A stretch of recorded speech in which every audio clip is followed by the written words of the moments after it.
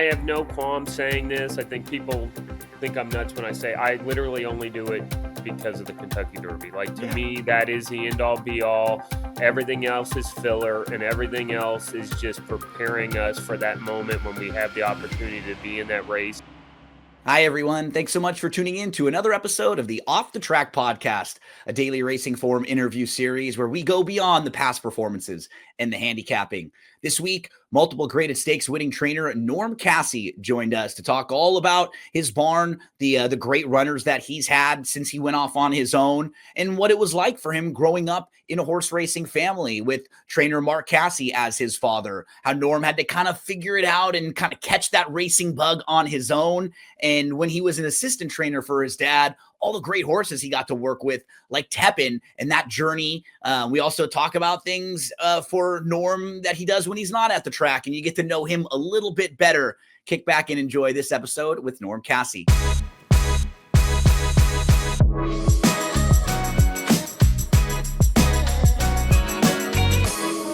Norm, I was thinking about when you and I would be hanging out at Delta Downs with Tepin. That's like 12 years ago right now. Do you feel old? And now that's how you think about that?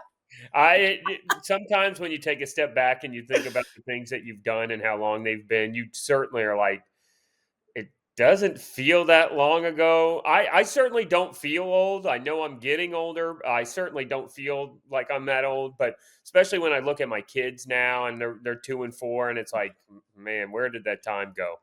So we're here with multiple graded stakes winning trainer Norm Casse, son of Mark Casse, the two-time Hall of Famer. And Norm, you're a popular name. You came up, I think, in a few of the first interviews we had, talked about you a little bit with your dad, and then with Andy B and Co. And she had some great things to say about you too. She said she does some work with you in the mornings, and she's a good friend of Gabby's as well.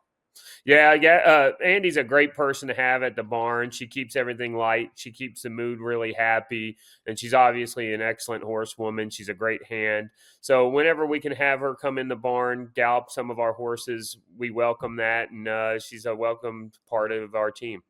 So, Norm, you just had a big 3-win day at Churchill not long ago. That's home base for you, Churchill, Keeneland, in that area. What's like the yearly schedule for you right now? I like to consider myself a Kentucky horseman. Louisville's my home. I really kind of like to focus in on Churchill Downs. That's kind of that's the racetrack I grew up going to. My fondest memories are at Churchill.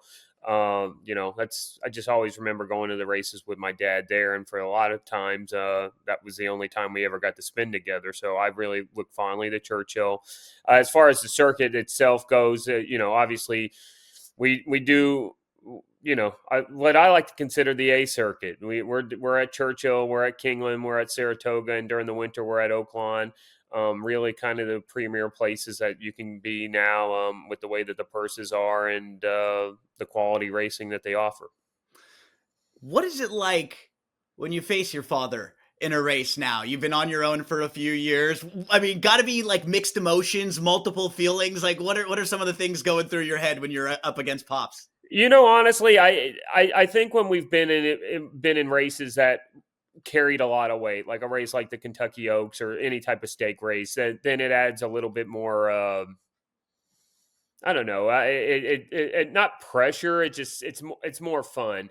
We face each other a lot, especially at Churchill, especially at Saratoga. You're obviously going to run anytime you run in maiden or allowance races. You're going to run against the same type of guys, right? You're going to run against Mark Casse, Brad Cox, those type of guys. And I mean, for the most part, I don't really notice. I know that sounds weird, I guess, but I mean, really, day in day out, I'm more worried about where I'm placing my horses, what we can do for our horses to make sure we're in the right spots and we're winning our races when we're supposed to. And you don't really worry about who's in there. The big names are in Yeah. there, but at the same time, if you're running in the right race and you're doing things the right way, it doesn't really matter who's in the race because you're supposed to win it, the way I look at it. So I look forward to the day where I become more of a national name, where we're running in bigger races all the time, and hopefully, hook up with dad a lot more often on the big stages. Being a trainer from Louisville, I mean, obviously everybody wants to win the Derby, everybody wants to win Breeders' Cup races, but it's probably a little extra special for you, like having grown up around it and like being involved in it forever. Does winning the Derby kind of just stand above all for you as a trainer? I have no qualm saying this. I think people think I'm nuts when I say I literally only do it because of the Kentucky Derby. Like to Yeah. me, that is the end all be all. Everything else is filler, and everything else is just preparing us for that moment when we have the opportunity to be in that race, and obviously the opportunity to possibly win it. Uh, like I, I reiterate it all the time. Tepin was a brilliant turf horse, world class, generational, but at the same time, she was preparing us to be Derby trainers because little things that we took from her we could apply going forward, taking the pressure of those big moments and applying it to when we were in that position to be in the Kentucky Derby and things like that. And I I just think anybody who pretends like it's not the biggest deal is just lying to themselves and to Yeah. everybody else. The Yeah. Derby is you only have to go once to realize how much more special it is than anything else that we do. So I have no problems admitting that.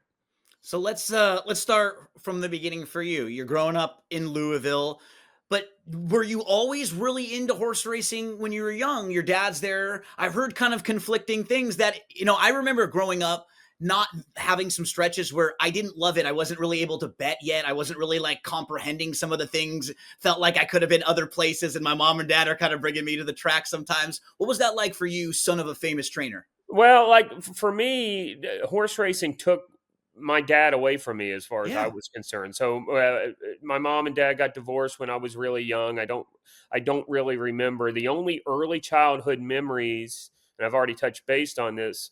Uh, of when my mom and dad were still married was me going to Churchill in the mornings with my dad and going to the races. So we're talking probably the late '80s, and I have a brother that's 2 years younger than me. He probably doesn't remember that.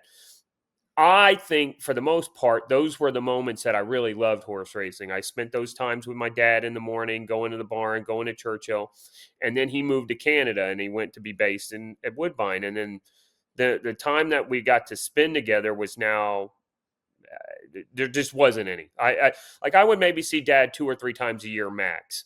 And you grow up that way, kind of resenting horse racing. I would Yeah. go visiting up in Canada. Obviously, you would go to Canada. You want to spend time with your dad because you don't get to see him very often. But now it's when you're there, you're going to the barn. You're not really doing anything fun for a child, anyways. Um, but something happened while I was there. Like I realized that was cool. And then growing up in Louisville, obviously visiting Lexington, you go to the races. It's such a big part of the state's identity. Um, I like to say that I fell in love with it the way that another kid from Louisville would. I obviously had family involved in it, but at the same time, it was more about, especially like in college, going to the races with my friends because they wanted to have a fun day at the races. And then obviously, I had that natural in when I decided that I did want to start, working with horses. I had an outlet to do that. The horse that kind of settled it for me is I was at the Derby when Smarty Jones won, and there was just this incredible buzz after the race, and obviously the whole entire Triple Crown with Smarty Jones' involvement was it was enough to solidify that, hey, this is what I want to do for the rest of my life, and that's when I went full steam ahead. Um, so before you get full steam into that, you played a little baseball too, growing up, right? And even a little bit at college. I did, yeah, and and this is another funny story. So I grew up. I still love baseball today. I'm a diehard Blue Jay fan. So last night was a Yeah. very good night for me. I went to bed a happy man last night. But I played baseball all the way up to my freshman year of college. There's a Division II school here in town called Bellarmine. It's a Catholic university, and I hate to admit it, but I'm going to. I I found out that the conference tournaments always were Derby weekend. And so, Oh, and they were out of town. And literally kind of had a like look at myself in the mirror type moment and like, do you really want to sit on the bench 4 years? Because I was never going to start. I mean, they told me I was going to start, but I was never going to start, right? And I'm like, do you really want to do this and miss 4 Kentucky Derbies in a row? And after the season was over, my freshman year, I called the coach up and said, "Coach, I don't want to do it anymore. I'm sorry. I'm going to focus on my academics." And truth be told, had I continued playing, I probably would have never graduated either. I yeah. wasn't smart enough to do both. People don't understand, like baseball It's players hard. in college, like literally, you're going to this tough university and you're playing double headers 5 days a week, and you're not going to class. And I'm not the smartest guy in the world. Like I couldn't do both. So I mean, it was more than just that, the Derby, but at the end of the day it was like, I'm not going to miss 4 Kentucky Derbies in a row. Before we get off baseball, what position did you play? I And give played us. first. I played Okay. first base, which everybody finds funny because I'm obviously short, but I'm left-handed, so my options were limited. And I'm a very very I don't like to try to be cocky or anything, but I was very very good defensively. If I was right-handed, I would have been an awesome second baseman or third baseman or something. But I was stuck playing first base just because I'm left-handed. Some of your favorite players? John Olerud, Roberto Alomar, Nice. Vlad Nice. Guerrero Jr. at this point. Heck yeah. Heck yeah. So we talked about what got the bug in for you. What was that like? Those first conversations, you just call up Pops and say, you know what, Dad, I'm ready. Can I come up and start working with you? How did that all go down? It was very difficult because I think I was kind of not. I don't embarrassing. Embarrass is probably not the word, but I thought for sure Dad would say you don't have it in you. Like I think I could say this, and most people would think they see horse trainers and they think um everybody grew up around horses, and that if you didn't grow up around horses you can't be a horse trainer. That is at least the impression I had. Like my dad was born and raised on a farm. He was around horses his entire life. And a lot of people don't realize this about me, is that both of my grandfathers were horse trainers as well. So my mom's dad, very modest type horse trainer, always at the kind of the bush league tracks, but he was a horseman's horseman. Like I grew up thinking that was the case. And that's, you certainly have to have some horse sense, there's no doubt about it. But if you're in your early 20s and you decide to go full steam ahead in horse racing, you can become a horseman, you can become a horse trainer. But at the time I didn't think of it like that, so I was embarrassed. But I will say, when I admitted that to my dad, he was like, I think he was extremely proud. He knew what I wanted to accomplish, and he gave me every opportunity that he could give me to become what I am today. So I definitely thank him for that. What's different about training horses nowadays too is it's more than just being a horseman. When you're a trainer, you're dealing with the clients, you're dealing a little bit more with technology, you're also running a business. So it's not just being that hands-on horseman, which is sometimes harder for some of the older horse trainers as well, right? So you do have to have all these different roles, which is sometimes better for the younger generation. Yeah, I agree. And look, like I think at the end of the day, like if you're going to have a successful training operation, like I consider myself a manager of people now. As so, like I have great assistant trainers. I lean on them on their horsemanship. They know a sound horse. They know when horses have issues. Ultimately, when there's something comes up that maybe they may not be an expert on, they're obviously going to lean on me more. I tend to have seen a lot more than they have because I overlook more horses than they do. We have great vets. We have great blacksmiths. I trust the people that I hire, and they trust me to make the right decisions as far as, where the horses run and the placement of the horses. I think a successful trainer is more about realizing where a horse belongs in a race. And if you're the difference between being a 20% trainer and maybe a 15% trainer isn't that you're a better horseman or even that you're getting your horses fitter. It's me deciding, Gino, all right, this is a maiden 50 horse, not a straight maiden horse. And Yep. now I win that race instead of taking 2 or 3 races to win. That's what separates the 15 to 20% guys. And right now we're talking with a 22% trainer as we sit here who's figuring things out very well. Your dad, when talking with him, gave you a lot of credit for expanding his operation and pushing him to get into the bigger races and to shoot for those bigger prizes. And is that something that you remember talking with him about and kind of having that conversation of trying to push into bigger races? Yeah, I just, growing. So we're talking about my fanatical years. So that's talking about like right out of college, right when I was doing this. I really idolized Wayne Lucas, Todd Pletcher, Bob Baffert, those types of guys. Obviously, Dad was very successful at his own right during those years, but he was strictly a woodbine based guy. And I always just felt like we could have more. So, like, I really feel bad about some of the stuff I put my dad through, to be honest. Like, especially now that I'm the head guy, like the nonsense that goes on behind the scenes, like assistants clashing, everybody criticizing the jockeys you ride, things like that, things that can really get under somebody's skin. And I would do that to dad. And one of the main things that I would do to dad is like just push a little more. We should be at Churchill.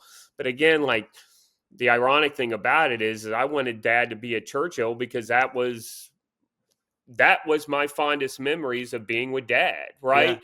And so what's crazy about the whole situation is I finally get him to come to Churchill, and you think, well, now dad's going to be home more, and he's still not home because now we're everywhere, right? So Yeah. it was just, that was actually kind of a tough pill to swallow too. But no, I do feel I do feel like I did help do that, but I think dad was going to naturally do it anyways. They were very fortunate. Woodbine was getting really good purse money at the time. Dad was picking up a lot of big clients, and it just naturally had to happen. But I certainly like to think I had a little bit to do with it. When you're working with dad, you get the opportunity to work with these incredible horses. We can start with Tepin, who was talented early on. And joked at the very beginning, you and I saw Tepin win the Delta Princess at Delta Downs in 2013. So she's a graded stakes winner then as a 2-year-old, but her 3-year-old season isn't really the greatest. She only runs a few times. She kind of has some hiccups. You kind of haven't figured her quite out yet. And boom, it's 2015 then when she just becomes the Tepin that we actually know. She starts off winning an on 2, and then she jumps up into graded stakes company. And just kind of talk to us about her and what you remember about that journey and figuring her out. I think the main thing that I take away from Tepin is that uh, dad and I both kind of have a saying. We don't necessarily believe in morning glories. If a horse is acting like they're really talented or can really run, they're too good not to be good at something. So, like Tepin from day one, just was obviously that she was a talented horse at a higher level than we've probably had ever had. And so, like, when she has that disappointing 3-year-old campaign, you're wondering, what are you missing? And it was obvious. Like, it's just one of those deals. She wasn't a dirt sprinting filly, like she was good. She was an average type horse. She would have had a modest career doing that, but just tampering with that, switching her to the grass, giving her a little bit more time to develop. And then when she comes around to her 4-year-old year, we have her sorted out, and basically she just does the rest herself. And there will never be another horse that wins at Delta Downs and Royal Ascot. No, It's a matter of fact. Like, never. like, we can go ahead and guarantee, you can mark it down, you can quote me, that will never happen again. Lucia, there's one of our sound bites right there. We always pull a bunch of clips for social media. That's going to be one of them because I agree with you. We won't see that happening. She takes you all around the world. Like, honestly, when you hear the term like horse of a generation or horse of a lifetime, but this is what they're talking about, where you get the chance as you're still learning as an assistant to go everywhere with this incredible horse at the top highest levels. Yeah, horse racing's very, very cool thing to do. It's a grind. It's 7 days a week. It doesn't seem like it ever stops. I'm constantly on the phone. I'm constantly basically putting out fires and stressful things. But at the same time, like, it opens up doors that you never thought you'd ever experience. I never had any ambition to go into Europe.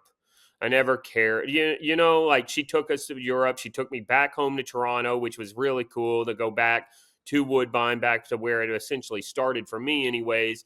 To bring a filly like Tep in there was really cool experience, and just honestly, I joke about it, but the reality is, I probably wouldn't be married to Gabby Goddett if it wasn't for Tepin, because the filly herself gave me the confidence enough to feel like I could approach somebody like Gabby Goddett. You Love know what I that. mean? I'm not afraid to admit that. And she probably wouldn't have talked to me had I not been involved with the horse, too. So the horses certainly open up doors for you. That's for sure.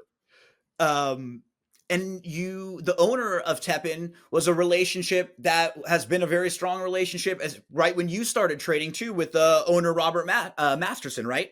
Yeah, Pat, he was always, you know, he knew that I was handling the day to day stuff with Tepin. He saw, you know, everything that we did with her, and that I was basically the one who was mainly involved with her. And when I said that I was going to go out on my own, he was going to support me from day one, and he always has. And you know, one of our greatest early successes so far is winning the Fairgrounds Oaks with a filly named Southlawn, and it was just very serendipitous that Robert was the owner of that one, because you know, I mean, you can't. That's kind of storybook stuff. The only way it would have been better had we won the Kentucky Oaks, but I'm sure we've got a Kentucky Oaks for Robert somewhere down the road. And you beat the horse who won the Oaks right before Yeah, that. So, right, you kind of got a nice win in that sense, and you knew how good you were and where you stacked up. Want to ask you about a few more of your dad's horses before we get into some of yours. Catch a Glimpse, Breeders' Cup winner. What do you remember about her? you know, the main thing I remember is when I walk through Kingland and I stand under the same TVs that I stood under when we watched her. At the time, Breeders' Cups had a looted dad. I don't know what his record was going into it, and we ran 2 or 3 that year, and she was kind of one of them that was more of an outsider looking in. I remember we had a bunch of like Tepin was running, Aeroforce was running. Like, we had horses that had a better chance and Catch a Glimpse, and just casually watching under a TV, watching her win, thinking, "Wow, this is happening, and and it's happening underneath this TV." And every once in a while, I'll walk under it. Catch a Glimpse, realistically, was more of a Woodbine based horse, so I wasn't really around her. Prior to her winning the Breeders' Cup. Obviously, I helped manage her all winter afterwards, but I don't. Her early development was more of a Woodbine collaboration. When you talk about the Kentucky Derby type horses, one that your dad kind of brought up and said that was maybe one of the woulda coulda shoulda horses was Classic Empire, because he was so good but he was so tough and kind of a little bit of a head case. What do you remember about him? And were all of these horses like in the same time period, right There, about the there, same time? there was a time, and I tell people this, and they are like, "No, that can't be true," but it is true. There was a time at Palm Meadows one winter that we had seven separate Grade One winners in the barn. Yeah. And it's like that. That's a pretty incredible. I mean, when you only have 40 horses in a barn or whatever. I mean, at Palm Meadows, and 7 of them have all won Grade Ones. That's a pretty cool stat. And that was around the time Classic Empire was 3. Classic Empire probably could have been any kind. A lot of people want to, say he was a difficult horse, and he was difficult to train, but he wasn't nasty. I just think he outsmarted all of us. Like, we take it for granted. Like, we go out to the barn every day and we watch these horses gallop around, and we race them, and they let riders get on their backs, and we put tack on them. It's pretty incredible to think that horses allow us to do this. Classic Empire didn't really want to let you do anything. And when you're trying to win a race like the Kentucky Derby, which I've already established to me is the biggest thing you could possibly do, and you've got the early favorite, and the early favorite for the Kentucky Derby is refusing to train, it's not a really comfortable position. And that was one of those moments where I had to kind of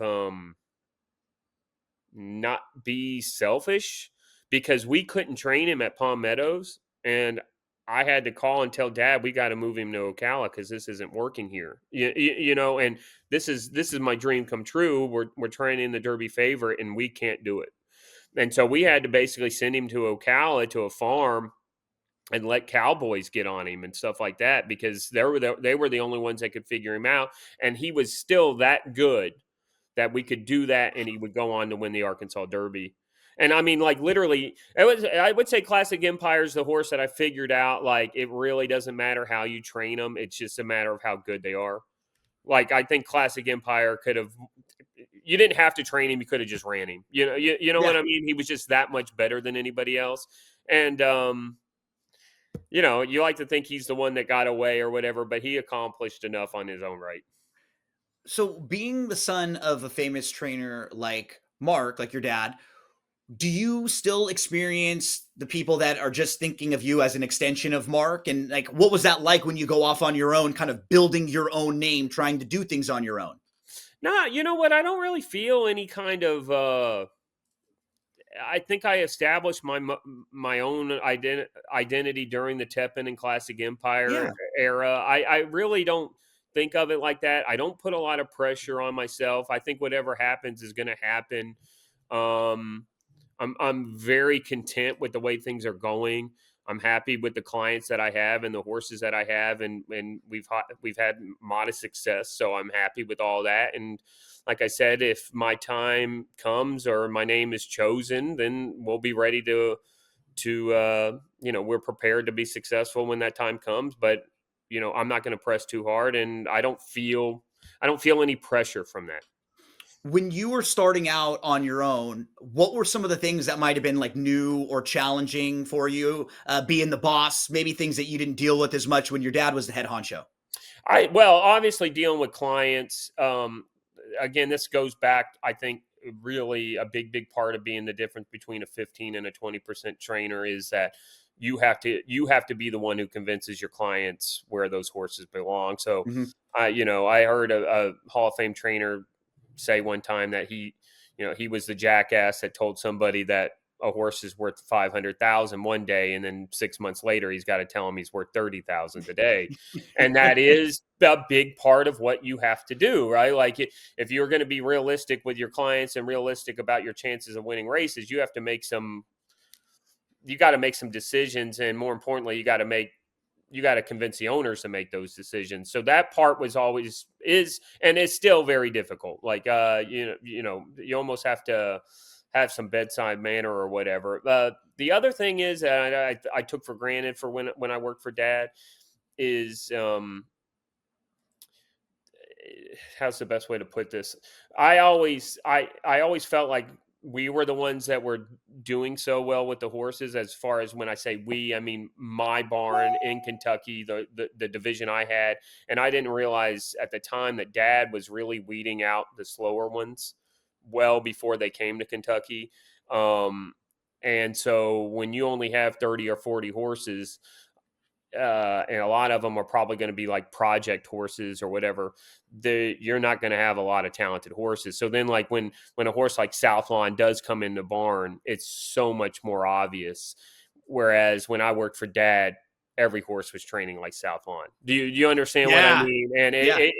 there's definitely and look, I'm sure a guy like Belmont or Chad Brown or those guys, nobody's sending them project horses. Every horse in their barn is supposed to be well meant, and then they train accordingly. But there is a big discrepancy with the talent level of horses when you're kind of a lower level guy. Let's talk about some of the important horses for you when you move out on your own. You get the first win with Tiz Noble. What's that feeling like when you're in the winner's circle with your own name for the first time? That's a funny story in itself because uh, so my first week going out on my own, well, not my first week, but the first time I ever win, I'm on a boat with a family friend in the Bahamas. He's actually one of my mentors. His name's Dr. Bill Yarbrough. He's the main vet we lean on, and he was adamant that I had to go on this boat. And I'm like, Doc, I don't know if this is the right time. I'm just going out on my own. So, anyways, one of my best friends in the world is Travis Stone, the track announcer at Churchill Downs. We win our first race. Could have just said first career winner for Norm Casse, whatever. But no, he had to go and say, and he's not even here. He's on a boat in the Bahamas. That's And forever. I You'll have said, you that. just set us back 6 months. So I can't say that I was actually there when it first happened. About a year later, you get the first graded stakes win with Hard Legacy. What do you remember about that moment?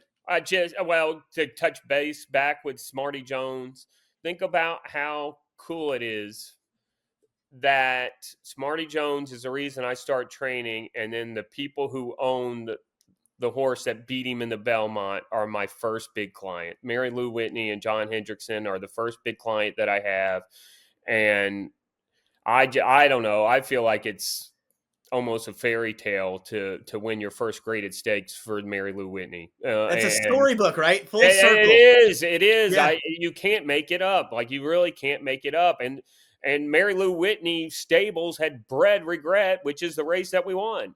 So this was just a really crazy deal. And what was even better is that we were having a really bad year, and like starting to really kind of second guess myself, thinking that this was a bad decision, yada yada yada, and boom, you win your first graded stakes at your favorite racetrack.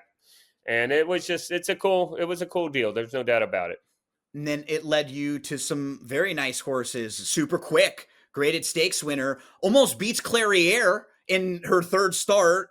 Some really nice races behind horses like Malathaat. She Dares the Devil, wins the Hilaire DuPont with a 105 Beyer speed figure. That was a nice horse. She's a very talented filly. Unfortunately, you know, she had an accident in a race and things were not good.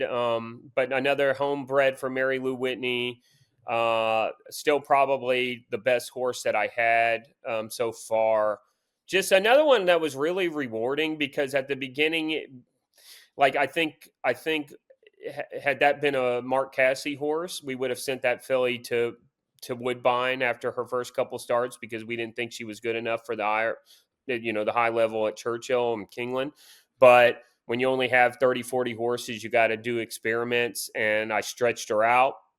And it was like one of those deals where it was like, well, we're either going to win or we're going to run dead last. And thankfully, Mary Lou and John were very easy to train for. And they're like, well, let's see what happens. And she was just one of those that was tremendously fast, but you had to let her get into a rhythm. If you didn't let her get into a rhythm or, you sprinted her off her feet, she would just fade, but she'd run all day long. And I learned that the hard way. So those little experiences didn't come as often when I was working for Dad.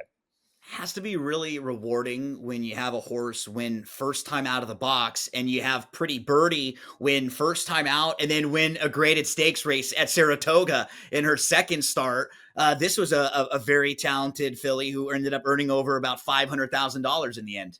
Yeah, and don't take it for granted. That was another Mary Lou Whitney horse, and that was opening day of Saratoga post-COVID. So it was the first day that they allowed fans back into the Wow. grandstand. And for the Mary Lou Whitney colors to win the big stake that day was really, really neat. That was she. You know what? In hindsight, thinking back now, she was probably the best horse we had so far. Very, very talented. Another one that was day one. You knew, all right, we've got a pretty special horse on our hands, and she took us to some nice places, and I'm pretty proud of what we've done with what we did with her. One thing that you've repeated a few times, like the difference between when you were training with your dad and when you're on your own, just having to figure things out more because you don't have the stock. You don't have as many horses. And one horse that you did have to figure out early on was Southlawn because she knew she was talented, but I think she had a throat procedure, right? Talk to us about this really great, She talented did. grade. She was pretty. It was pretty obvious that she was good. And again, this goes back to Morning Glory type. Like, just never gave up on horses right away because they're breezing too good not to be good at something. So you figure it out. I think it was her start on the turf at Kingland in the fall. She had a horrendous trip. Like even the jock came back and apologized, but did say she was making a lot of noise. And there's a vet down in New Orleans named Dr. McCoy that's kind of like the throat expert amongst every, trainers that everybody kind of relies on. If you know, and she was already going down to the fairgrounds anyways, and it was like, well, hey, let's give him a shot and see what happens. And I think it made a big difference. I think by the time she ran in the Kentucky Oaks, she was a little bit over the top. The two big races were just too much for her at the fairgrounds, and she regressed a little bit. And she never moved forward. But had we not done the procedure, had we not at least experimented with a few things, she wouldn't have won the Fairgrounds Oaks. And I mean, at the end of the day, she's still a grade 2 winner and something to be proud of. And what was really cool in going through your career so far, seeing you do it with these horses early on in their career, and then in other situations, like with Hot and Sultry, a horse that comes into your barn after a few starts, ends up a grade 3 winner, finishes third in the Apple Blossom behind Clairiere, Secret Oath, finishes right behind Good Night Olive. She had some real ability also. Another one that, like, when you breezed her, you knew she was super talented. I still give a lot of credit to the Asmussen team. If you go back and look at her past performances and the layoff times that she had, it was probably pretty clear to them. I like to think that they knew they were dealing with a really serious racehorse too, and they gave her every opportunity to be a good horse. I was just fortunate enough to end up with her when she came back off a layoff, and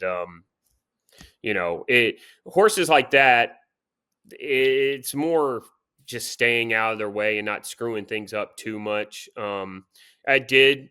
I will. I'll take credit where credit is due. It was my idea to stretch her out, and I still don't know if she was better of a sprinter or a 2-turn horse, but ultimately she finished third in a grade 1 stretching out. I'm not so sure she could have done it sprinting. So I like to take credit for that. One of your recent success stories, you claim for 40,000, Awesome Aaron ends up winning the Pimlico Special. Took a few starts though to kind of get the best out of him. What did you learn from, those starts? Day one, I know I'm just kind of saying the same stuff, reiterating when we claimed him, first time we worked him, it was like, oh, this horse is all right. All right. Like, we got something special. And again, he was another one that they continued to sprint. And I said to the clients, I'm like, guys, I think we got to try something radical here. Let's stretch him out, because he kind of moves like he's fast enough to win sprinting, no doubt, right? If things play out. But I think if we stretch him out, he gets kind of comfortable, forwardly placed, he could run all day. And we weren't wrong at the very beginning. He was just kind of getting beat by some nice horses, and he just wasn't shutting off enough down the backside.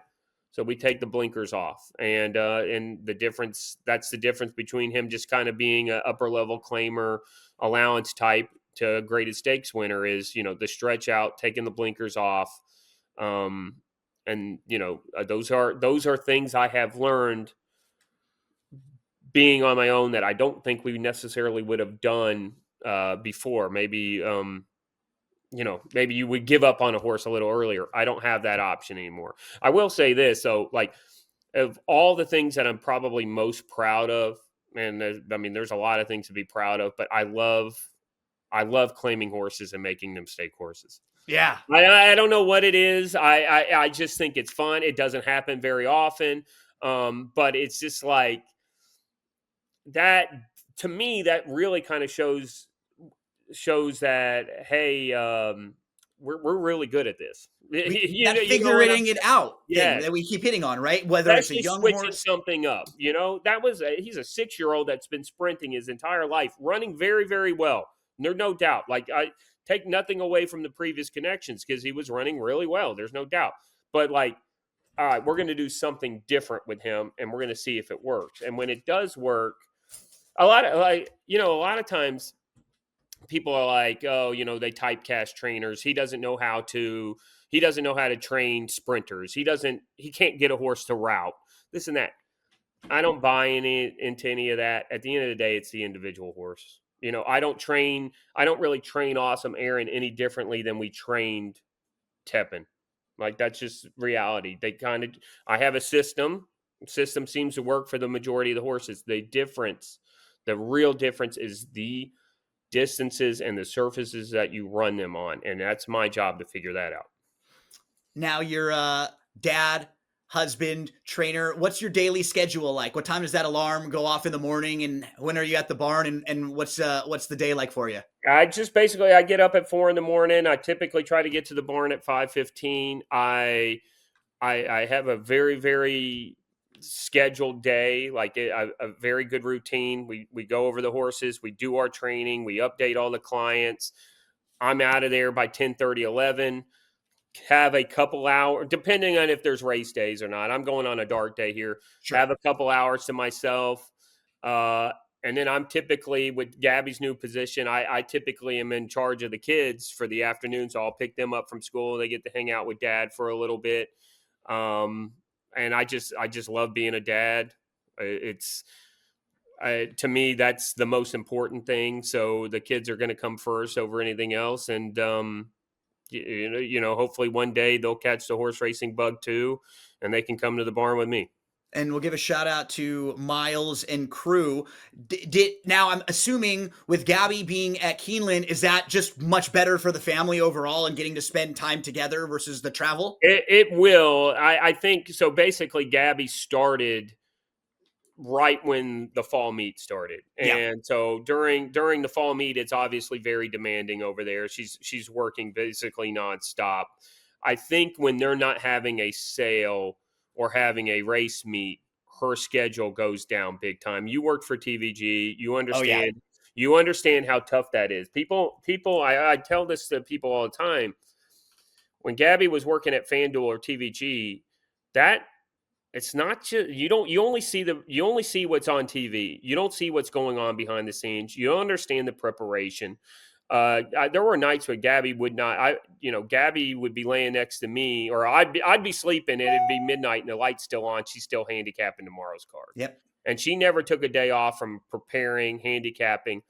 All that has now gone away. Now she basically has a 9 to 5 job. She doesn't have to work on the weekends anymore, other than what we just discussed. And she gets to be more present at home. And that was the whole idea. It took a lot of courage, and I'm proud of Gabby because she loved what she did and she was very, very good at it. But, she sees the kids and as being the number one priority, and this gives her that opportunity to do that. So we're gonna get into a couple quick hits before we finish up. All right, let's But do it. okay, if you weren't a trainer for a living, what do you think you'd be doing? I'm a pretty good stay-at-home mom. Yeah, there you go. No, no, Like a I pinch mean, runner look, on the baseball team, come out, do some stretches. if I could have done whatever I would have really wanted to do, I would have played professional baseball. That was never going to happen. I get to live out my dream every day. I'm a horse trainer. I'm very, very happy with that. Okay, so I know with the kids, you probably got a lot of like the kid shows on in the background, but any movies or TV shows that you're currently into? Oh, you know what? I just finished Peacemaker. Oh, that's great. It's a Yes. very good show. So Yes. so basically, I love Peacemaker. What is the what's the show about where the guy, when he goes down the elevator, where he has basically two different personalities. When he's at work is one thing. What's it? Severance. Yep, on Severance Apple is very TV. good too. Yeah. Yep. Severance is very good too. Those are the two things I watch. I mostly watch a lot of reruns. My all-time favorite show is Sopranos. Oh, there we go. Yeah. So you could just sit there and watch that forever. How about horse racing movie? Favorite horse racing movie? Seabiscuit. Yeah. And you know what? I didn't really touch base on it. Seabiscuit. I read Seabiscuit, the actual book, around the same time as Smarty Jones, and that whole people, we forget that was a big craze. Yeah. Like for Absolutely. in mainstream, not just in horse racing. The book and then the movie itself, that was a big deal for horse racing. I think we all take it for granted now, but that's definitely my favorite horse racing movie. Any music on your playlist, old or new? I basically, the only time I ever listen to Spotify is when I'm weightlifting, and I hate to admit it, I love working out the hip hop music. Yeah, there you go. Get you flowing. I like the rhythm. We talked Blue Jays. Any other sports or teams that you follow? Not really. I really kind of a diehard Blue Jay fan. I have the MLB app. I can watch them every single night. I watch the Toronto telecast, the local telecast, which is really neat to just kind of follow along. You kind of fall in love with the team, but you also, it's funny. You're like, you love all the color commentators and the analysts and stuff too. So really, baseball is the only thing. Although I was thinking maybe trying to get into hockey or something. Oh, I'm sorry. I love Louisville basketball. I love Okay. Louisville basketball, and they're supposed to be very, very good this year. So fingers crossed. You're in the heart of Yeah. basketball country there too, in Kentucky. Okay, this was my favorite question for you. Why was Bret the Hitman Hart the best pro wrestler of all time? Just he was the excellence of execution, man. He was a technician. Uh, he was a role model. He wasn't really good on the mic, but he had just enough charisma to like him, and he was just an overall good dude. That's right. He made you I didn't believe want what to he make said. any. You know how many times you asked me questions just now that I wanted to bring up wrestling and I didn't do it. I And had one. I had one waiting for you for sure. I knew because we've talked Bret before. That was our guy. That was our guy. What are some of your favorite tracks to visit, to run horses at? I mean, I think winning at Saratoga is probably the coolest place. I've already said that Churchill is my favorite, and that's just for multiple reasons, family reasons, really. The new Kingland is absolutely spectacular. I almost have to argue that there's probably no better venue now than the new Kingland. I love Santa Anita. You know what? Honestly, I'm a very overall positive person. I can find something good about everywhere. I've been everywhere. I like Delta Downs when we would go. I miss the opportunities of going there once a year. Anytime you can kind of get away and see new places and see people you haven't got to see in a while is fun. Uh, you're a busy man. Phone's always ringing, and we're going to be finishing up with you in just a second. After a big winning day, you just won 3 races at Churchill. You go and celebrate. Is there a place you go to dinner or a drink or a meal that you have? No, I just come home to my kids. And if you want to know the truth, when we won the 2 Breeders' Cup races at Kingland, my uncle and I just had the local Mexican restaurant. We went home to bed. Yep. Nothing fancy. There's nothing more gratifying, honestly, than going back to work the next day, ready to start again, and hopefully winning another big race. So there's not a whole lot of partying going on. If I'm drinking or feeling sorry for myself, it's because it was a bad day. And this operation never stops, right? There's No. no off seasons. It's not like after you win the World Series and then your time off for a little while. Like you got to go right back the next morning to the barn. And typically you're going to win a race. Say you win a big race on a Saturday, right? The next day you're going to have 10 breezers. Yeah. So you can't, because it's Sunday, right? So like you're not, if you're doing it right, you don't. I personally, I have to have sleep, and I've been sleep deprived for the last 4 years with the kids, and they finally go to sleep now, and they stay asleep for most of the night. And so like if I can go to bed at 8 or 9 o'clock and get wake up at my 4:30 rested, that's better than any partying I can do. What's something that you think most people may not know about Norm Casse? I that I don't take myself too seriously, that I'm a pretty good dude. I don't know why a lot of people think that like I'm a hard ass or something, and and that I'm not. I would have said no way. I don't know why people think that, but you know what else? They probably never knew I worked at the toy department at Walmart. There you go. And I worked at Blockbuster too. I watched the Preakness, the Smarty Jones Preakness. No, this is a true story. I was the only person in the Blockbuster that day, and it was a Saturday, obviously. And we didn't shut the doors of the store, but we shut down. We weren't checking anybody out until the Preakness was over, because they had a direct TV kiosk that you could watch normal local television. And I was like, guys, they're getting ready to run the Preakness. After the race is over, we can check everybody out. And that's a true story.